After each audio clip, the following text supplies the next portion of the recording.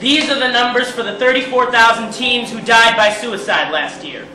349 males. 85 females. 215 by guns. 167 by hanging. 22 by poisoning. 9 by jumping.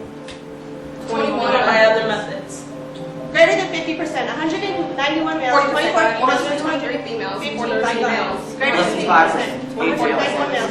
Less than 5%. 49 males. But it's more personal than that.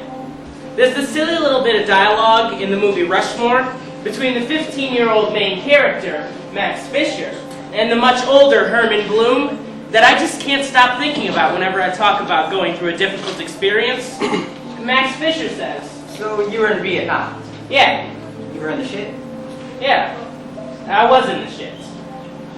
It's that quick use of the phrase "in the shit" that I love. It's funny because, of course, Max doesn't understand the experiences of a soldier who fought in war, or does he? Maybe he's already had his own war to fight. Maybe he was already neck deep in the shit of figuring out how to survive his life, engaged in a battle with the powerful internal and external forces that keep him wondering if it's all worth it. What are you doing? How many of these pills have you taken? I don't know. Don't worry about it. You're gonna kill yourself. What if I did kill myself? Shut up. What if I did? No one would care. I would care. Bullshit. Really? Really? If you really were my friend, you let me die.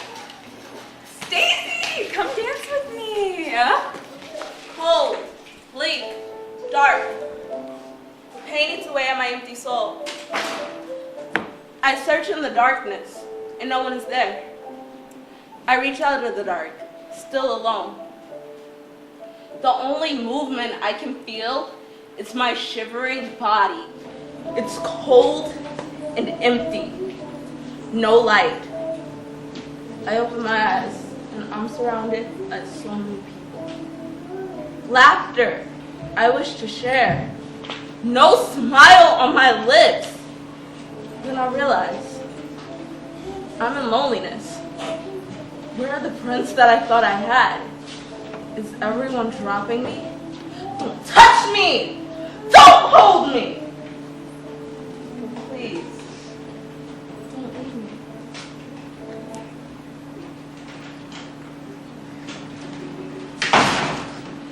You give up so easily. You don't get validation, you walk away. You don't get enough attention, you take some pills. Hence the so-called suicide attempts. 13.6% of 9th graders. 11.5% of 10th grade. 12.4% of 11th grade. 11.2% of 12th graders. Reported attempted suicide within the last 12 months. You mean slit their wrists or overdose, right? Whatever! You don't want to die. You want people to pity you. It's pathetic. If you wanted to die, you'd be dead. You'd keep trying over and over again until you got it right. But you don't drink bleach. You don't hang yourself or jump off a bridge or crash your car into a wall. No, I just take pills. It's a cry for help. So stop wasting your time idealizing and romanticizing death and accept the fact that everyone is miserable. Life is hell for everyone. Most of us just fake it better. Who are you to believe that you deserve to be different? Just grow up already. Lose 10 pounds. Buy some new clothes and stop looking for fairness and authenticity and inspiration because they don't exist. Get a job and get a manicure once a week. Go shopping. Run 5 miles a day and grow your own tomatoes. Volunteer at a goddamn soup kitchen and read to visually impaired gay senior citizens. Just shut up whining, for God's sake, show some willpower! You're not special. You are just like everyone else. You think you're in pain, but that's all in your head. Just get over yourself! Hisses, delusions, jumps to conclusions, causes confusions with no real solution. Twists and tangles, slashes, mangles. Break and shatter. All that nerves. Nothing works. It just irks. Muscle spasms and jerks. Just a jumble of feeling to scrape off the ceiling.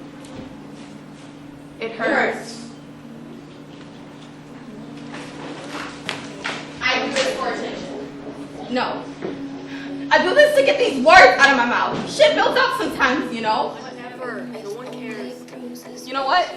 I'm smart. I'm actually really smart. So what? I drink, I do drugs, I party. You act like I'm a horrible person because I do. But it's for attention, right? You know, if you're a teenager living in America, you will be statistically labeled for being depressed. 40% of teenagers in America are depressed. Okay, but what if it was more than that? Your mother hates you, she beats you. Sometimes you can drink. I feel low, I'm human. Everything isn't rainbows and pots of gold all the time.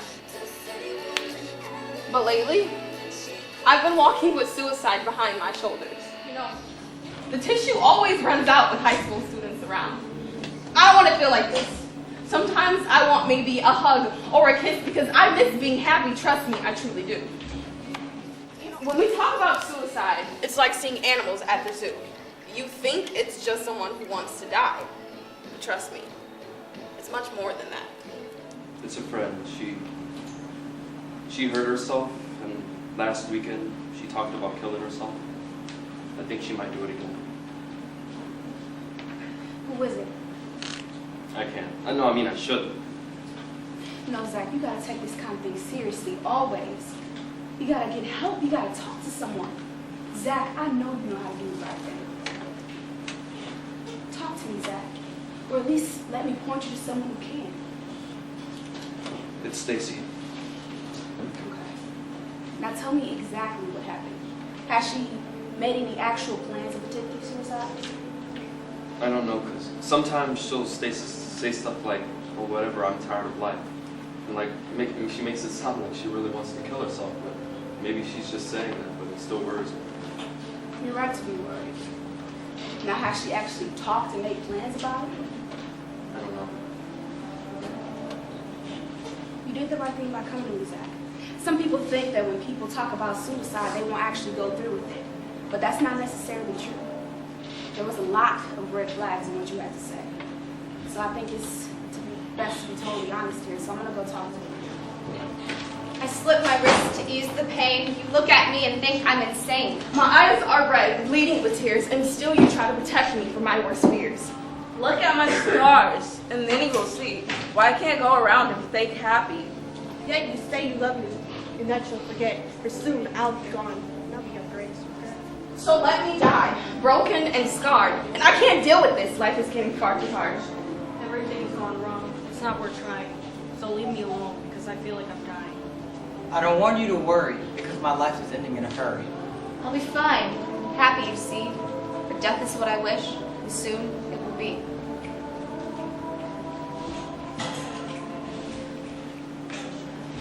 Here are some helpful things you can say to someone who's struggling with thoughts of suicide. You're not alone in this. I'm here for you. You may not believe it now, but the way you are feeling will change. We may not know or understand everything you're going through. But we care about you. We want to help. Just tell yourself when you feel like you're going to give up, that you'll hold on for one more day, one more hour, one more minute, whatever you can manage. I think about all the amazing creative people I know, and almost all of them were in the shit. Sometimes it was an actual war. Other times it was depression or abuse or addiction or being gay in a hostile environment or divorce or grief. Maybe you're in it right now, or maybe you know someone who is. Being in the shit often delivers along with the shit some wisdom.